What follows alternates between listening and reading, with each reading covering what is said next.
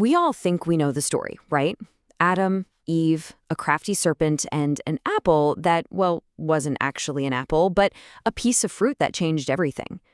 But what if the story most of us grew up with is just one side of the coin? What if the real tragedy in the Garden of Eden wasn't just about breaking a rule, but about losing something luminous? Today, we're going to peel back the layers on the fall of man by looking at it through two very different, very ancient lenses. At the end of the day, it all comes down to a choice. The story of Genesis 3 is really about that pivotal moment where humanity was given moral agency. It's the instant that innocence ended and experience began, all because a single decision sent us down a completely new path. It's a story about the awesome power and the heavy consequences of free will.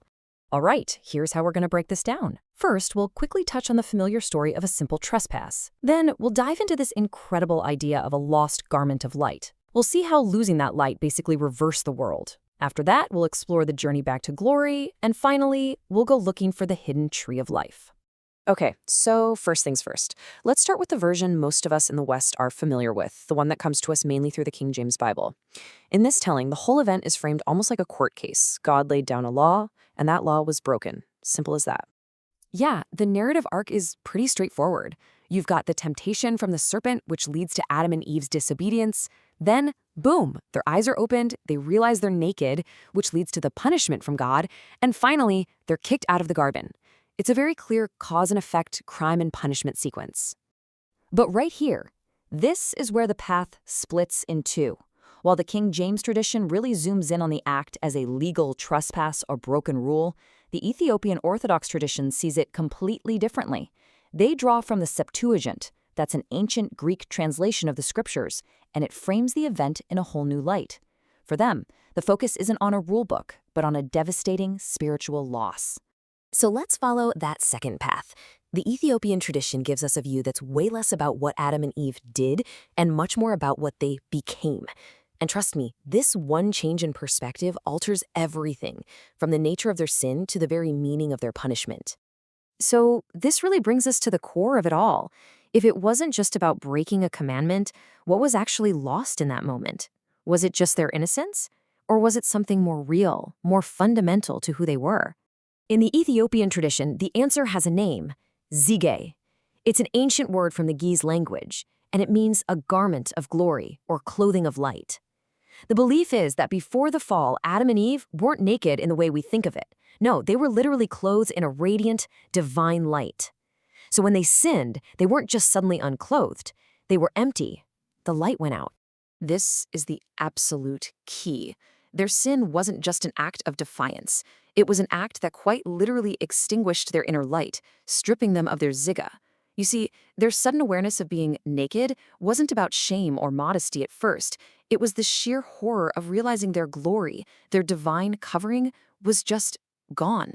And you can see this play out right here. Look at the difference between the human attempt and the divine provision. Adam and Eve's first reaction is pure panic. They grab some fig leaves, a pathetic attempt to cover their shame. But what does God provide? Coats of skins. Now, in the Ethiopian view, this isn't just a warm coat. It symbolizes their new reality, a heavier, biological, mortal existence, a stark, heavy contrast to the weightless, light-filled bodies they had just lost. And that brings us to the curses. From this perspective, the curses aren't just random punishments doled out by an angry God. They are the natural, inevitable, physical consequences of living in a world that has been disconnected from its source of divine light. You have to understand, the fall literally turned the world upside down. It wasn't just a moral slip-up for humanity. It was a cosmic earthquake that shattered the harmony of all creation. It fundamentally changed the rules of existence for everything and everyone. And this chart, wow, it just lays out the scale of that reversal perfectly. Look at the before column. You've got immortality, food just growing freely, open communion with God, even harmony with the animal kingdom. And then look at the after column. All of it gets replaced. Mortality, backbreaking work, hiding in fear from God, and a natural world that's now at odds with us. A total reversal. So you might be thinking, okay, this is a fascinating ancient story, but what does it mean now? Well, it's not just a story, it's a living, breathing faith. Inside the Ethiopian Orthodox Church today, many spiritual practices are aimed directly at reversing the effects of the fall and trying to get that lost light back. And this right here is the whole philosophy behind things like the church's incredibly intense fasting periods. It's not about punishing yourself. It's a spiritual workout. The idea is that by denying the needs of this heavy, physical, fallen body, believers are symbolically making themselves lighter, striving to return to that more spiritual state that humanity had before the curse. And it doesn't stop with fasting. Those pure white robes worn during baptism, they are overflowing with symbolism. They aren't just a sign of being cleansed, they represent the conscious act of putting the zargeg back on, that garment of glory that was lost so long ago. It's a physical ritual for a spiritual restoration. But wait, what about that other tree in the garden, the tree of life, the one that represented the immortality that humanity was blocked from? Whatever happened to it? And here we go again. The two traditions give us two different visions of hope. In the Western view, on the left, getting back to the tree of life is a future promise. It'll be restored at the very end of time. But in the Ethiopian view, on the right, the tree of life never actually left. They believe it still exists right here on Earth, sustaining the world, just hidden from our fallen sight. And get this belief has a really amazing, tangible connection to the real world. It's taught that the Nile River, the very lifeblood of that entire region, actually has its source in this hidden Garden of Eden. It's said to flow right from the base of the tree of life itself.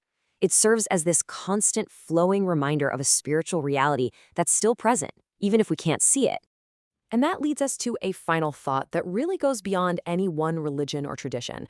Whether you take it literally or as a powerful metaphor, this whole idea of a lost garment of glory forces us to ask a pretty profound question about ourselves. If we were once clothed in light, what are we wearing now? And how do we even begin to find our way back?